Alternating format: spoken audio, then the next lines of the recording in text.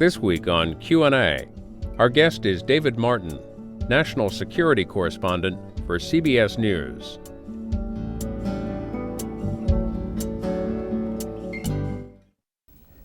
David Martin, National Security Correspondent for CBS News. Why do you do what you do? Because I like it. I really do. It's the best beat in Washington, and I can't think of one that would compare with it. For one thing, you're not corralled like you are at the White House into this little press room and then ushered into events. You can really just roam the building. And then, of course, you've got all the places to go in the military, the bases in the United States, the wars overseas. It's just an exciting job, plus you're playing for all the marbles. It's life and death. And you can just never feel blasé about the subject matter you're dealing with, because you're dealing with young men and women putting it all on the line. Your father was in the CIA for 23 years. He was. What impact did that have on you? I don't think much, because I didn't know what he was doing when I was making all my early career decisions. In fact, I was in high school at the time of the Cuban Missile Crisis, and he didn't come home for several days.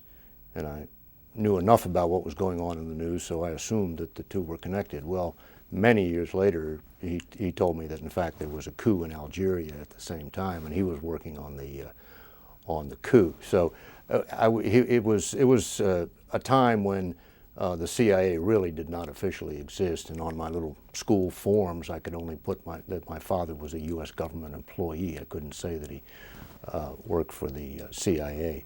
I think the event in my life that probably had more to do with steering me to where I am today was the Vietnam War, coming out of college when the draft was still alive and well, and deciding to go into the Navy before I was drafted.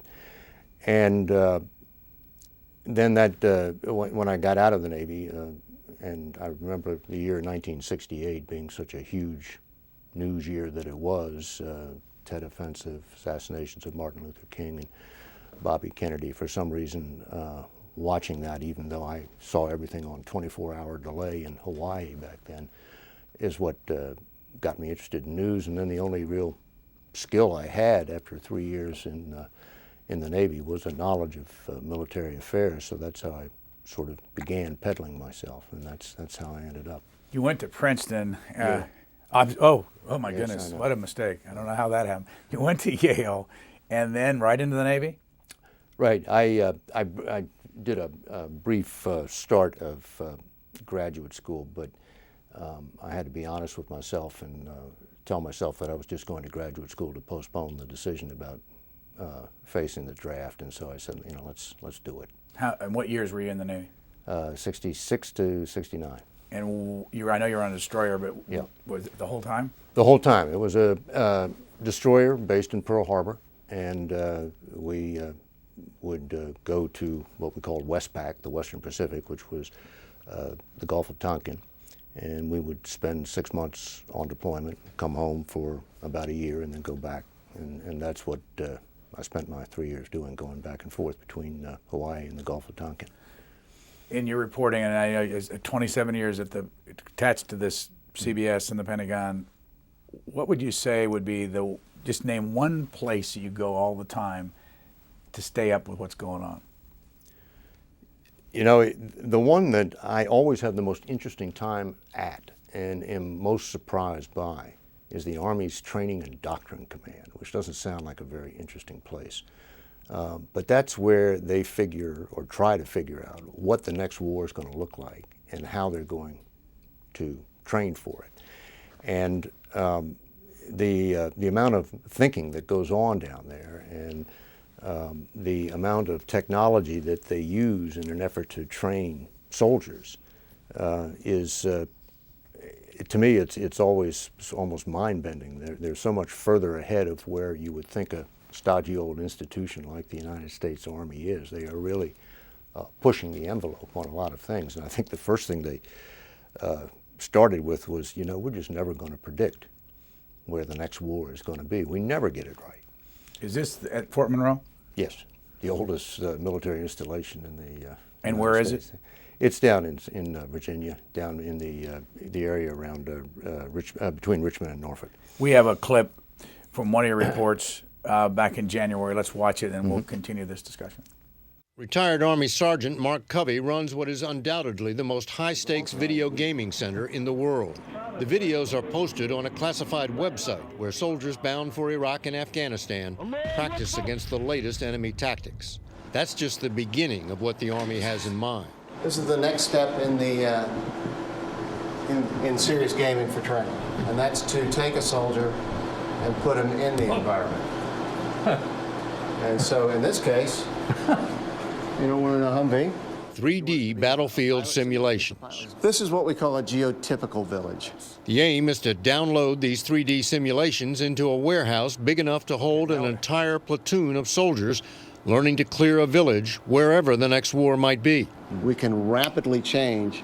We can go from an Afghan village to an Iraqi village to perhaps somewhere in the Philippines. You're only limited by your imagination. You're good to go. You ready to go swimming? Good to go for a Hollywood-produced ride down a road in Afghanistan.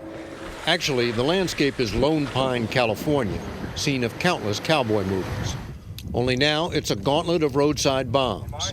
The aim is to use the most sophisticated device of all, the human eye, to find them before they find you. Just like the real battlefield, the enemy can come at you in unexpected ways. Hey! Whoa! I don't know how close to the real thing that was, but it was very, very convincing, and it took you totally by surprise. Sergeant, were you ready for that? I was not, sir. I had no idea it was coming. The goal is to make a soldier's last day of training the same as his first day in combat. A very different kind of shock and awe. David Martin, CBS News, Fort Monroe, Virginia. Everybody okay? Everybody okay? Why would the military let you in there to see that? Well, they're spending taxpayer dollars on building all of that, and I think they sort of have a duty to show people what they're doing with their money, and I think they're proud of it. They think that they're on the cutting edge of technology, or at least training technology to get soldiers ready for whatever. But that is the principal sort of mental breakthrough in all this training. You got to be ready for whatever. You can't just say, okay, the next war is going to be name your country, because you're always going to get it wrong. And so the Army is trying just to teach its soldiers how to adapt and adapt its training methods literally overnight. I mean, we were in the room there where all the battlefield reports from Iraq and Afghanistan come in. So the forensics on the last roadside bomb that went off immediately is printed out on a computer screen there. And so they immediately crank that particular iteration of roadside bombs into their training scenarios. And you know, it in a course of 48 to 72 hours, it's beamed up there and down to a room, a trailer at Fort Benning, Georgia, where the next group of soldiers to go to Afghanistan goes through and sees what the latest IED looks like. How many soldiers go through that, what you went through? Well, I mean, I went through a show and tell, but and that the Humvee where I got hit by a roadside bomb it was still just in the beginning stages. So in fact, I think if I remember correctly, no line soldiers had actually been through that yet. So it was just coming online. But now every soldier, at least every infantryman going to Afghanistan, goes through one of these rooms where they take these video games that they've extracted from real world experiences in Afghanistan and subject the soldiers to. How would you describe the relationship the Pentagon has today with the media? It's interesting. The Pentagon has become less user-friendly than when I first started covering it.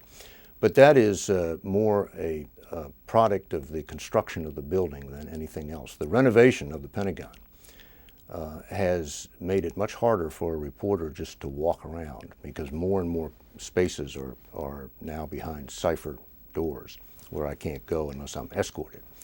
So the old tactic of trolling the halls for news has gotten tougher. And I think after 9 years of war now, wartime security really has taken hold, and they've gotten very good at compartmenting information and just much more disciplined, I think, about talking. But when I say user-friendly, less user-friendly, I don't mean that it's hostile toward the military. I think the opinions of the media were much more hostile than when I began than they are now. I think when I started, we were still just coming out of the post-Vietnam malaise, I guess we could call it. And the military was not held in high regard in society at large, and I think they blamed, and probably rightly so, the media for some of that perception. So now you have the military as probably the most widely respected institution in America, and they've earned it. I mean, they bled for it. They realize that we are, the media, a conduit to the American people about what they're doing. So they're not at all hostile anymore. Plus the fact that they now realize, this is just how it's going to be. You have to deal with the media, and we got to be better at it than the enemy. And the enemy is not bound by having to get your story straight before putting it out. They can put out anything, so they're always going to beat you in putting your story out. We're going to show a clip from a report you had earlier in the year, but before you do that, on a personal level, your wife is what kind of a doctor? She's retired now, but she was an obstetrician. And your kids? Kids, I have one kid who is a reconstructive surgeon, a daughter who is a school teacher. I have another daughter who is getting her pre-med requirements done so she can go to medical school, and I have another daughter who is taking her junior semester abroad in Salamanca, Spain. What about the reconstructive surgeon, male or female? Male, that's my son. And where is he doing this? He's doing it up in Baltimore at a place called Good Samaritan Hospital. Let's watch this report from January, and it kind of gives a report on the status of the military worldwide. Mm-hmm. As we begin this new decade, the world is more dangerous than ever, and nations around the globe have assembled massive armies to defend themselves.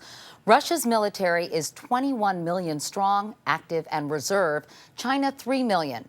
North Korea, about 6 million, and Iran just under 1 million. The United States, by comparison, has about 2.5 million men and women in uniform, with 182,000 of them now fighting 2 wars. Tonight, National Security Correspondent David Martin shows us how the U.S. military is trained to defend the country against an ever-changing enemy, as CBS reports where America stands. If one moment could capture the unexpected trauma of the wars in Iraq and Afghanistan, this would be it. American soldiers hit by a roadside bomb. Something as simple as a homemade booby trap literally blew up America's plan for quick and easy victories. The report card is written in blood and treasure. 5,300 dead, more than a third of them killed by roadside bombs.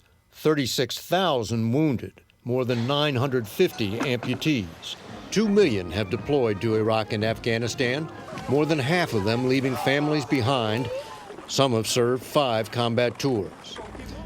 300,000 are estimated to suffer from post-traumatic stress or major depression. 480,000 who have left the service are now in the VA system. The soldiers have made the sacrifices, but the American taxpayer has footed the bill. This year, the total amount spent on the 2 wars will go over the $1 trillion mark. The problem is there for all to see. The most powerful and sophisticated military force in history, stretched almost to the breaking point by two guerrilla wars against third-rate opponents. Shock and awe turned out to be a myth. First question has to do with the actual technical part of putting that together, and also the production part of it. Whose idea was that? Well, the executive producer of the Evening News commissioned a series, Where America Stands, and Rick Kaplan said, you know, give me your ideas. And so I, along with the producer I've worked with for more than 15 years now, Mary Walsh, submitted a proposal that said, you know, the question is not are we ready to fight and then name foe X, Y, or Z, but can we adapt to whatever the next unexpected event is? And Rick immediately locked onto that and said, that's a great idea, do it. And so that's when you start turning it into television. And that's where the relationship between the reporter and the producer, I think, is most important. And, you know, after 15 years, she and I are like cops in a squad car. We finish each other's sentences and communicate with raised eyebrows. And so we sort of instinctively go off in the same direction. And what we try to do is for her to line up the shoot so that I go down there and am seeing everything for the first time. Because that allows me to be more genuine in what I'm seeing. It's kind of hard to say, oh gosh, when you've seen something 10 times before. But if you really are just seeing it for the first time, like you know, a 3D simulation that you didn't know was possible, you really do say, oh gosh, and you mean it. And it just contributes to the reality of what we're doing. And then after we've shot, and you know, it takes I don't know what the ratio is, 10 to 1 what you shoot to what you use. Then we bring it all back, and I write the script, and then she and I almost always agree on it, but she's much better at turning things into television than I am.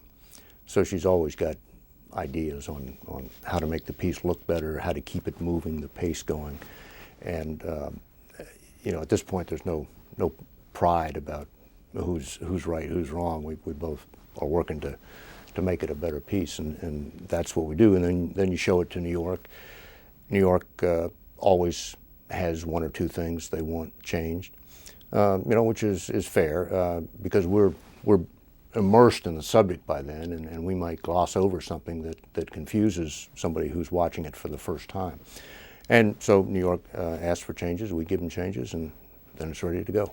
To the substance of the report, you saw the 21 million, what is it, Russian troops, supposedly. What's that mean, though, compared to our 2.5 million? You know, the Russian military is still a basket case. I mean, they have nuclear weapons, so obviously they have the capacity to destroy us or somebody else. But as a working, functioning military organization, they can overwhelm Georgia, but they could not overwhelm the United States. They're just not remotely equipped to do it. And it will be, once you lose a military, like we lost our military after Vietnam, it takes a generation to get it back. And I think that's where Russia is now. What about China's 3 million? Well, China's 3 million is worrisome if they ever change their foreign policy to be more aggressive. I mean, right now they just basically want to be left alone to conduct their economic miracle, and they've. But the problem is that they need a lot of energy to conduct that miracle, and that energy is becoming in short supply. And so you can construct scenarios under which there would be competition between the U.S. and China over over those energy supplies. But again, right now, I mean, the U.S. could always control the seas from China.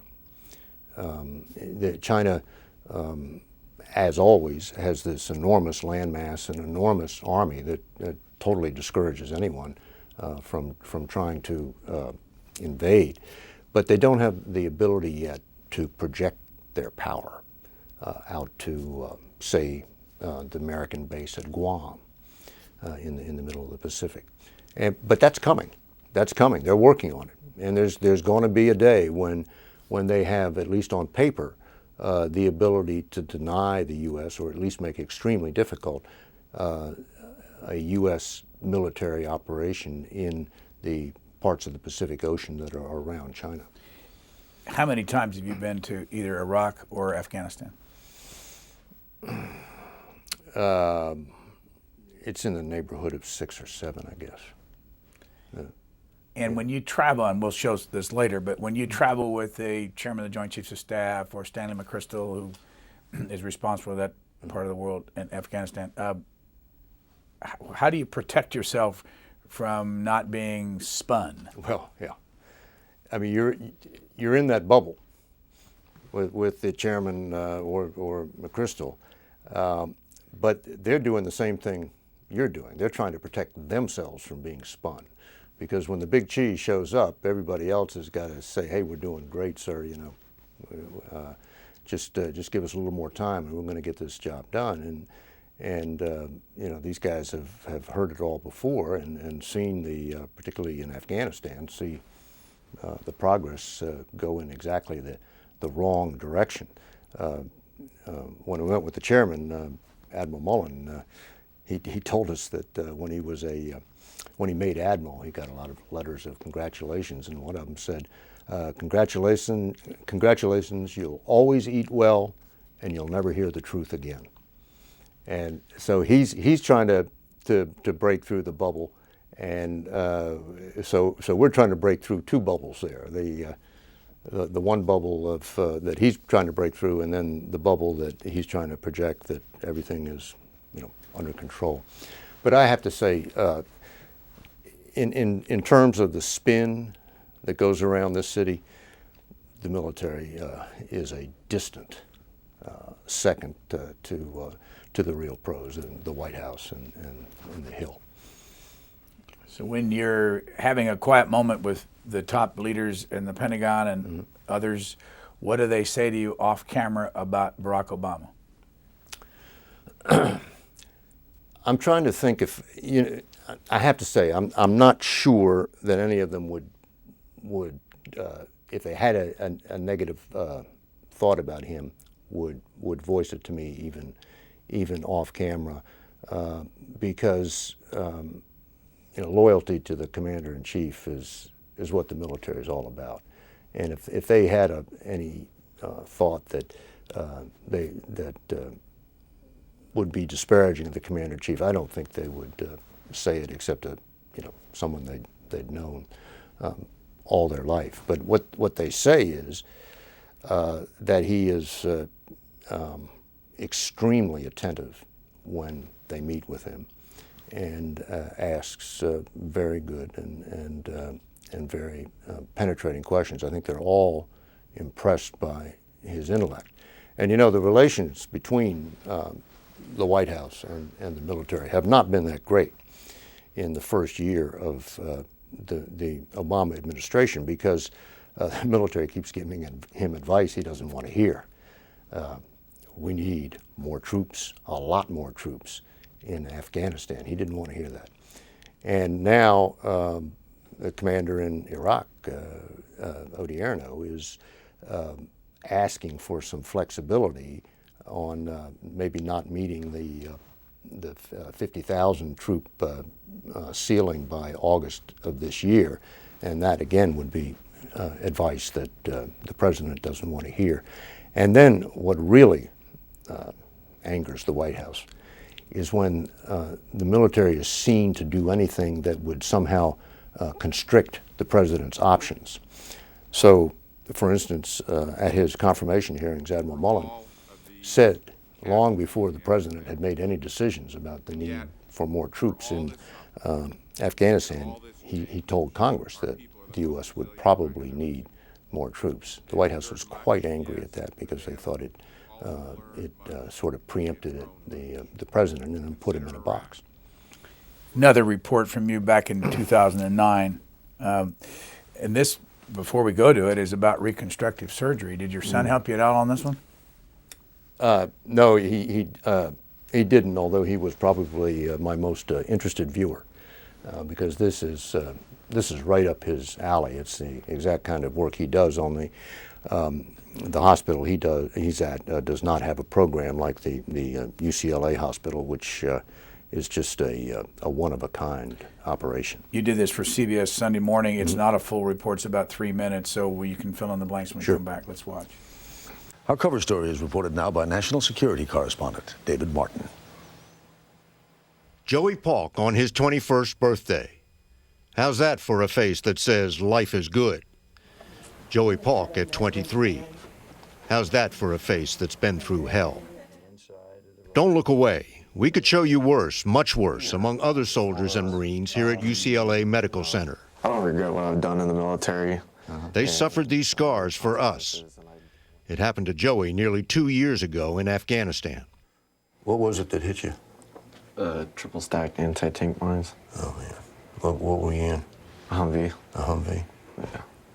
So it was the blast and the flame? It hit our fuel tank. Oh, so you burst into flame? Yeah. Well, for the first shot, I think we did good. We did really well. Yeah. Dr. Timothy Miller, the head of reconstructive surgery at UCLA, is inspecting the results of his first attempt to repair Joey's face. Can you close your... That's good. That's pretty good. That's amazing. Until now, Joey's features had been so distorted by fire, he couldn't close his mouth or his eyes. We can elevate this a little bit more, and I think we can get that one almost completely normal. Now one of the country's top plastic surgeons, Miller first saw the wounds of war as a young doctor in a MASH unit in Vietnam. The wounds he sees from roadside bombs in Iraq and Afghanistan are worse. Do they produce a particular kind of disfigurement? Absolutely. The roadside bomb is an incredibly destructive.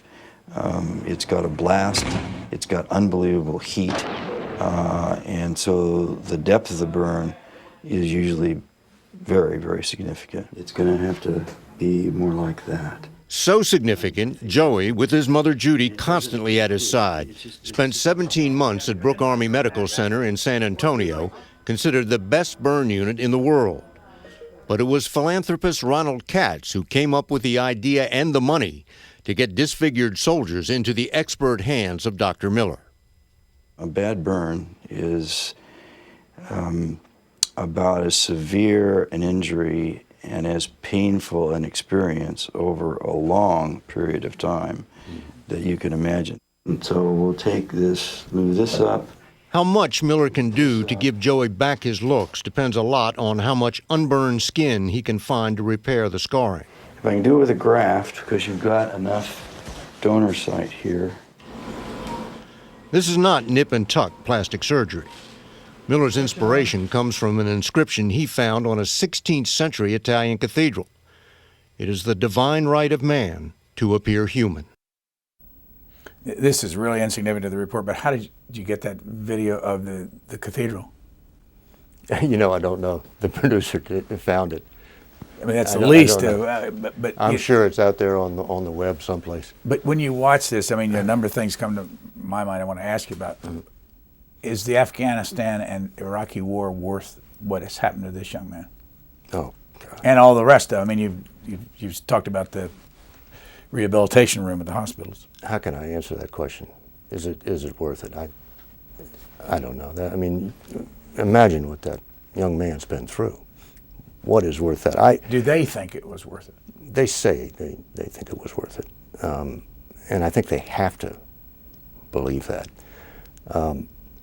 My cop-out on that question is one that Norm Schwarzkopf used with me when I asked him on the eve of Desert Storm if Kuwait was worth dying for. And he said, nothing's worth dying for, but some things are worth fighting for. And history's going to have to judge whether Iraq and Afghanistan were worth fighting for. What did we miss in that report because we cut out of it early? Well, what you missed was the just a very inspiring story about another young Marine in this case, Octavio Sanchez, who had been even more badly mutilated than Joey. Third-degree burns over 70% of his body, and he had lost his nose. And when he got out of the burn unit at Army Brooke Medical Center in San Antonio, and he went home, the first reaction is you're so glad to be alive and out of a hospital. You don't want to see the inside of a hospital again. And you're used to the way you look now. So, you're just prepared to live with it. But he would go with his kids to the shopping mall, and the kids would notice people staring at him, and the kids would get upset. And so he finally went to see Dr. Miller, and Dr. Miller basically grew him a new nose. He took tissue out of other parts of his body and gave him a nose, and now Octavio Sanchez is a handsome young man, and his scars just actually make him look more rugged. He's got a prosthetic arm. His left hand is largely useless, but he decided to keep it because he could feel enough to stroke his kids' faces. And the Sanchez family is as attractive a family as you will find in America. So it's just a wonderful, wonderful story. But it wouldn't have happened if they hadn't been one of the lucky 24 to get into this UCLA program. And there are 800 burn victims. At the time we did that story, 800 burn victims that have been through Brooke Army Medical. So the number of maimed soldiers out there that have not had the benefit of world-class plastic surgery is really pretty staggering. And the Army is second to none at saving lives, but they're not very good at reconstructive surgery. In fact, Dr. Miller, the reconstructive surgeon in there, told us that usually the first operation he does when he gets a patient is to undo what was done by the reconstructive surgeons at Brooke Army Medical. What's their reaction when they hear that? The surgeons at the Brooke Army, yeah. I don't know. I haven't. Are they all military? They are, and I think they know what the standards are out there in the United States, and they know that they're not up to that standard. And what there are now programs in which, for instance, a reconstructive surgeon from Johns Hopkins will go down to Brooke for a month at a time and work with them, and try to raise the skill level. My memory is that the fellow's name is Katz that's paying for this at UCLA? Ron Katz, yes. And if anybody ever spent their money better, I don't know who it is. What is his background? You know anything about him?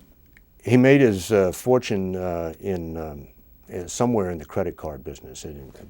I think when you swipe your credit card, he makes money.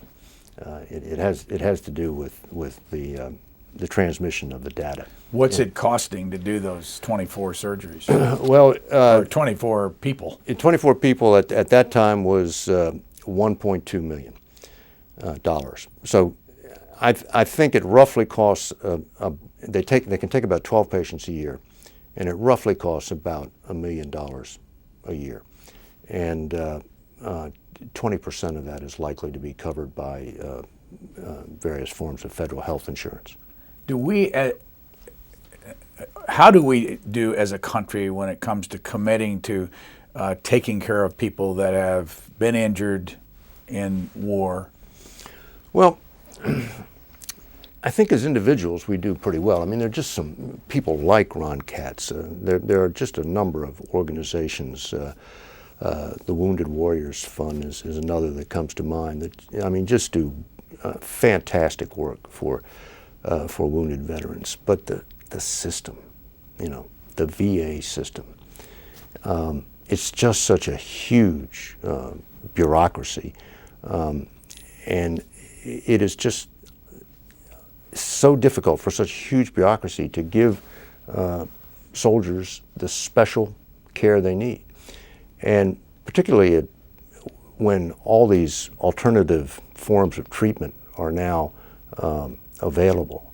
The VA needs to see hard proof that a treatment works. And for my money, if a wounded soldier thinks it's working, that's good enough for me. But it doesn't. That's not how you get something covered by the VA. So these kids that are dealing with these injuries, and it's always worse than it looks, because you see a kid with 2 prosthetic legs, but you don't know about all the infections he's had in there and all the unwanted bone growth you get in these wounds, and all the times he has to be refitted for the prosthetic, and all the pain medication he's on. And then on top of that, they have to do this wage bureaucratic battle to get the VA to cover their treatment. And even when they succeed, it usually is after a period of, say, 6 months, when they've been just living on pain medication, waiting for the VA to approve it. Back in October 5th of 2009, you did the Battle of Wanat. Yeah. A little bit of a setup because we don't run the whole thing. Why were you there? Well, I wasn't at Wanat, and if I was, I might not be here. That was a base in eastern Afghanistan that came very, very close to being overrun. There was a platoon of 49 American soldiers there. 9 of them were killed, and they suffered, about half of the platoon suffered casualties. Did you go there when you were over in Afghanistan, anywhere near? No, they had pulled out, and it was you couldn't get there from here. It was. So you did everything from here on this story? We were in Afghanistan, and we got as close as you could, but it wasn't. We were still some number of valleys over from Wanat. But what we had was the gun camera tape from the Apache helicopters, which had come in overhead, and we had a historian's, 250-page report on the battle in which he had interviewed all the soldiers, and that's what we worked on. And I can just remember so well watching this gun camera tape for the first time. It goes on for a couple of hours because there's more than one Apache helicopter, then more than one gun camera tape you need to look at. And your heart is in your throat because these kids are getting killed down there while you're watching. Did you get this exclusively? We had the gun camera tape exclusively. Yes. How did you do that? Well, I can't tell you, but we got it from somebody who obviously had it and wasn't supposed to give it to us. So you didn't get it from the Pentagon? No. Let's watch and so others can know what we're talking about. This is the scene Apache helicopter pilots recorded on gun camera tapes obtained by CBS News. A furious firefight, buildings in flames, and the only officer still alive on the ground calling for help. Be advised, we're in a bad situation. Need you to come in hot immediately. I think they're pinned down good, bro. I don't think they want to lift their heads. The enemy is so close, the Apaches will have to lay down their cannon fire within 10 meters of the American position. I know it's high risk, but we need to get these guys off of us, over. 10 meters. So that's got to be kidding me. More Taliban are shooting down on them from those buildings. The Apaches make run after devastating run. Hey, I'm in town with a missile. There you go. That's how you do it. That's how you do it. They also come in firing their cannons, but the Taliban keep shooting back. You can see muzzle flashes down here like lightning bugs. Yeah, roger. A desperately needed medevac helicopter tries to get in through the maelstrom, but instantly becomes a target. We're taking fire. We just got hit in the lower belly just to the north side of the aircraft. The Apaches clear away a landing zone for the medevac. We got several casualties that we still need to move. We'll be able to pick up 2 now, and then probably 2 more later, over. Finally, reinforcements arrive, and the tide of battle turns. The battle took place a year ago in a valley east of here that is now controlled by the Taliban.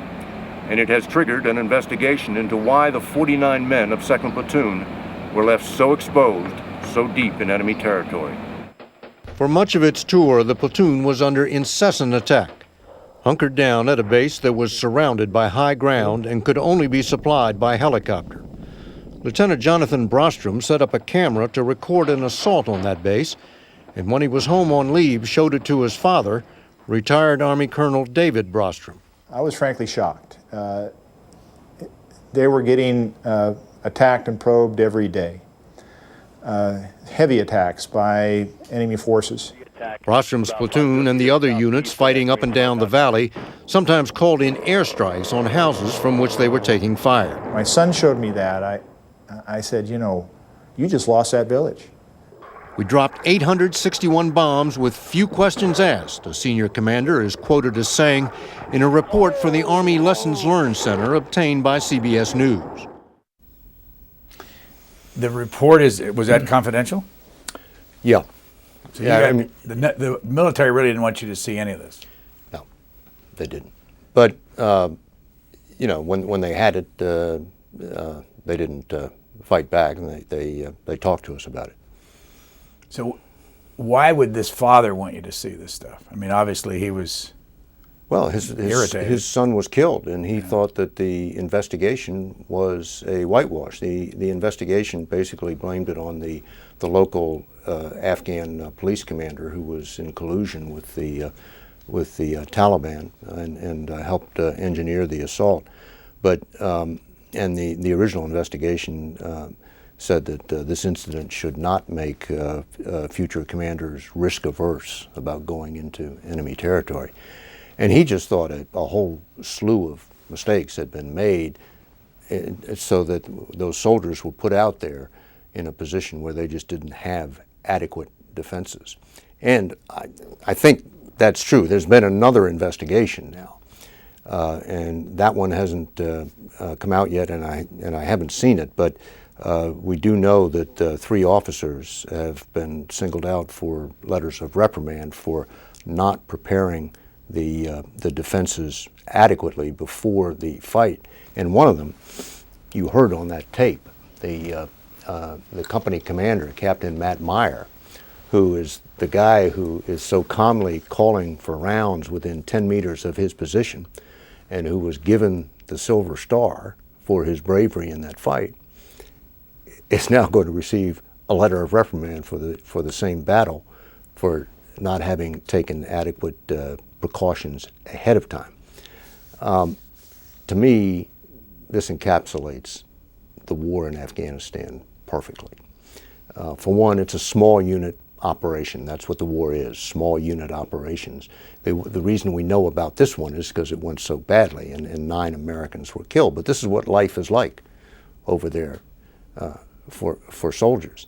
And until this year, or excuse, I guess 2009, when the president finally ordered the 30,000 more troops, Afghanistan was officially called an economy of force operation, which is a euphemism for not enough troops.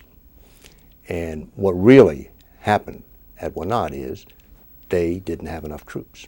There shouldn't have been 1 platoon in there. There should have been 2 platoons. And when you create a situation and when you're operating without enough troops, what that means is the commanders have to make perfect decisions every time. And those commanders will tell you they made wrong decisions. But they're just, they're mistakes, the kind of mistakes you and I make every day. A couple other things. Earlier you reported $1 trillion has been spent on Iraq and Afghanistan. And then in this report you talk about 861 bombs being dropped in this little area. Yeah. Again, I asked the question, I know you don't like these kind of questions, is it worth it? And then the lives lost. I mean, that's more important than anything. I mean, they pulled out of the base 2 days later. The territory which had been so important to American goals in Afghanistan, that you would drop 861 bombs, that you would put a platoon in there at the bottom of this little valley where you're just a fish in a bowl. That's how important that territory was until the day 9 American soldiers got killed, and then the next day they're out of there. So here's another report from April of 2009. Specialist Carl McCoy survived 2 tours in Iraq only to take his own life and shatter the life of his wife Maggie. He shot himself in the bathroom. Here in this house? Yes. According to Maggie, Carl was drinking and their marriage was in trouble. He knew he needed help and scheduled an appointment with a mental health counselor at Fort Campbell, Kentucky. But that morning, They called and canceled. And they canceled because? They didn't have anybody to see him. That was the day before he killed himself. Maggie was also a soldier, a sergeant with 2 tours in Iraq. She planned to stay in the Army until she saw this email written by her commander after Carl's suicide. I know Sergeant McCoy has a lot of problems, but we need people who can deploy. So get her out of the Army or get her out of my unit. That may sound callous, but it's the reality of life in an Army faced with the unrelenting pace of war and only beginning to come to grips with soldiers so stressed they're taking their own lives. We saw the numbers go up the last 4 years. We should have been more proactive, all of us, including me, in attacking this problem. General Pete Corelli, the Army's Vice Chief of Staff, has never seen anything like it. I've been doing this stuff for 36 years, and I have never run into anything as difficult as this. Really? Really. Carl McCoy was one of 140 known or suspected suicides in the Army last year, an all-time high. This year, the numbers are even worse, 54 in the first 3 months. Here's another alarming statistic. Each day, on average, 3 soldiers call a national suicide hotline run by the Department of Health and Human Services. That means each day there are 3 soldiers out there thinking of killing themselves who are afraid to ask for help from within the Army. It's the stigma. It's the soldier who wants to reach out to someone who's not in his chain of command because he feels that somehow, if he does do that, he's going to be thought of as a lesser soldier. Corelli says Fort Campbell has the most aggressive suicide prevention program in the Army. But that has not stopped what he calls a horrible spike. 11 suicides at this one base since the first of the year, one of them during his visit. The fact that these are some of the Army's toughest soldiers, members of the 101st Airborne Division, doesn't protect them from inner demons. Lieutenant Colonel Tom Kunk is the first to be notified whenever a suicide occurs. And the one common thread is relationship problems. Problems which set in after the honeymoon of the homecoming is over. Kunk is nearly at wit's end trying to prevent the suicides. We gotta figure out, okay, it's gotta stop. But it hasn't. Last month, every soldier was required to watch this interactive video on suicide prevention. Specialist Ken Atkinson watched it, and the next day, in the middle of an argument with his wife, killed himself. David Martin, CBS News, Fort Campbell, Kentucky. And you know, the audience has a lot of different reactions. There are people that react to that by saying, you are sensationalizing suicide in the military. What's happened a year later? That was a year ago. Well, the general you saw, Pete Corelli, is that's still probably his #1 job is to try and stay on top of suicides. And the number of suicides is down from those record levels. I think we said in that piece that there were 23 in 1 month alone.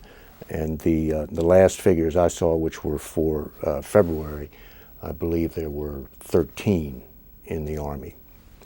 You know, is 13 a good number? Obviously it's not. 13 is probably below the national average. 23 was not. That meant that soldiers were killing themselves more frequently than the population at large. Were they killing themselves before or after they'd been to war? Well, that's the mystery. It's 1/3, 1/3, 1/3. 1/3 kill themselves when they get home.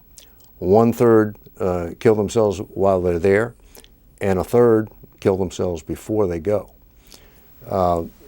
So, I mean, you can see how all of them would play: apprehension over going, the depression from being away so long, and then maybe something going wrong. You know, you get a Dear John email, and then coming home and finding a totally changed situation from the one you left, where your kids are a year older and have a totally different relationship with the other spouse because of a year together.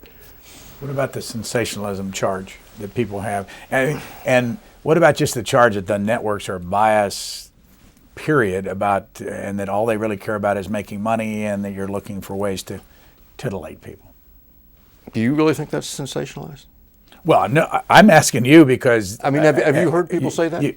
But you get criticized. I mean, I just had a guest here a couple of days ago that said that every time Katie Couric interviews a conservative, she sneers. I mean, I don't know. I mean, this is in the eye of the beholder. That's why I'm asking what your approach is to it. I mean, how do you sensationalize a tragedy like that? I mean, if bringing it to public light is sensationalizing it, I mean, if not allowing it to stay private, then okay, guilty as charged. But don't you think people should know that that is what they're going through? These people aren't listed as casualties of war. They don't show up on the number of dead from Iraq and Afghanistan, but there they are.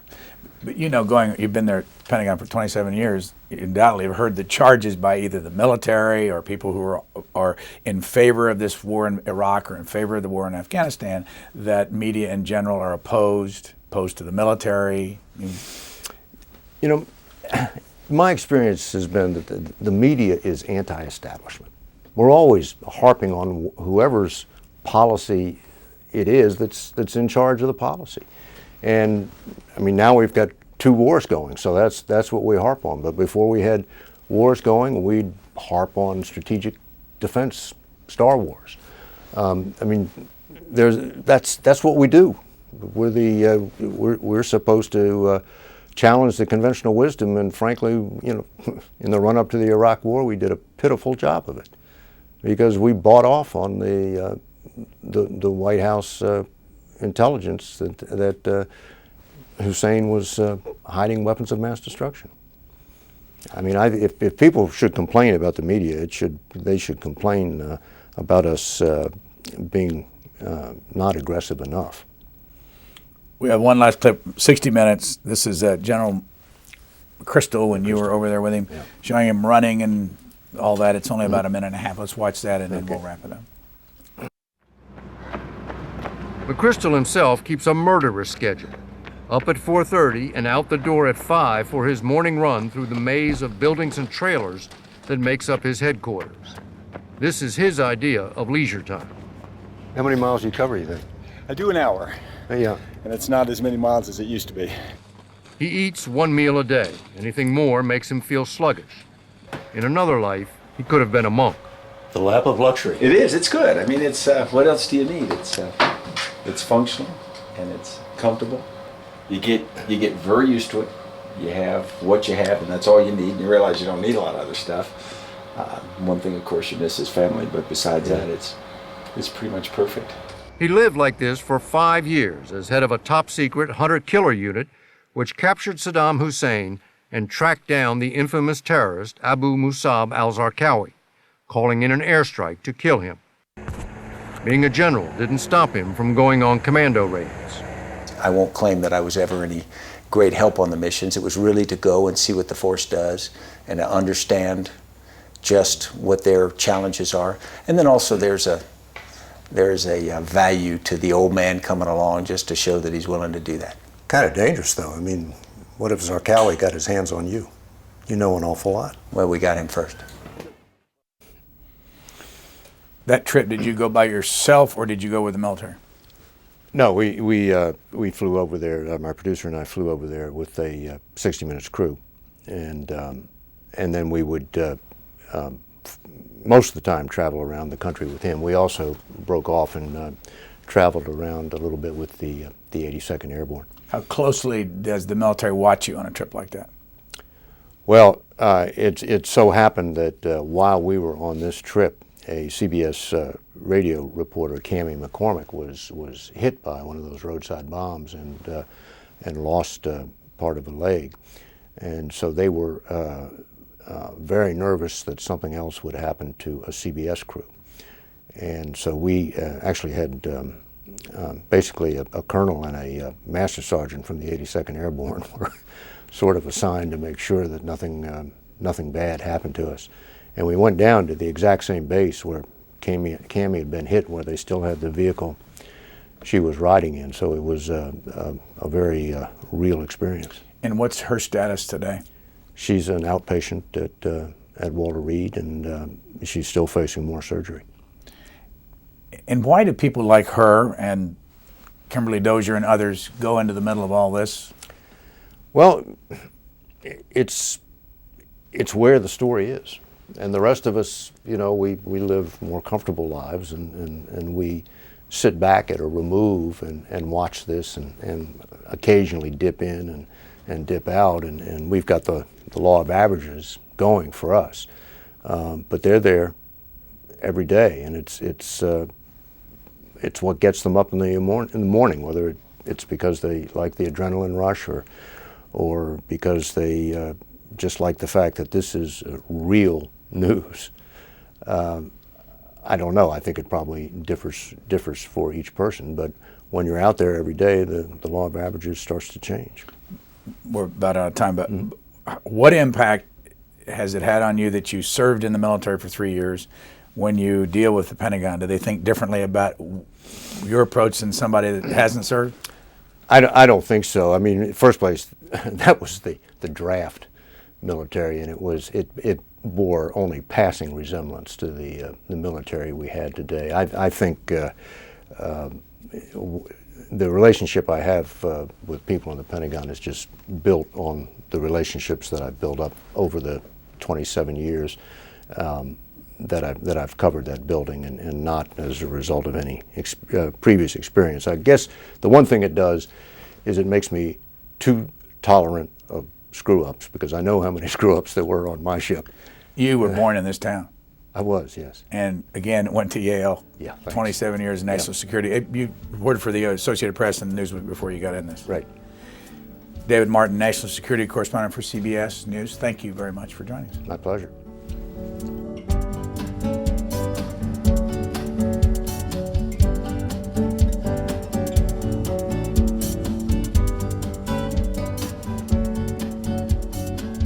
For a DVD copy of this program, call 1-877-662-7726. For free transcripts or to give us your comments about this program, visit us at qna.org. Q&A programs are also available as C-SPAN podcasts.